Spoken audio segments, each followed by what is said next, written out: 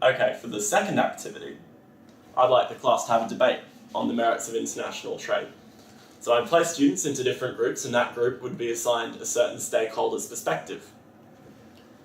And what's interesting is each stakeholder, you might be able to argue either way, whether they're pro-free trade or anti-free trade. So one group might be an environmentalist, one might be an economist, one might be an Indonesian labourer, or another representing a local businessman. So this would be an important task for critical framing and realising that there are competing points of view. So an economist, they might argue that this has brought a significant amount of wealth to both countries. There are now more jobs available in Indonesia, and the importing country, say Australia, it now has cheaper goods available.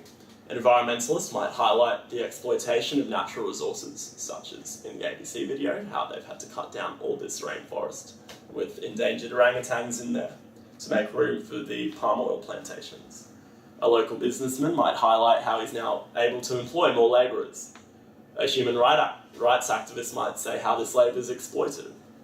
They're paid at low wages and at very unfavourable hours. Now, a local worker, they could argue either way. You could say, look, having this job, it doesn't pay well, but it's better than unemployment.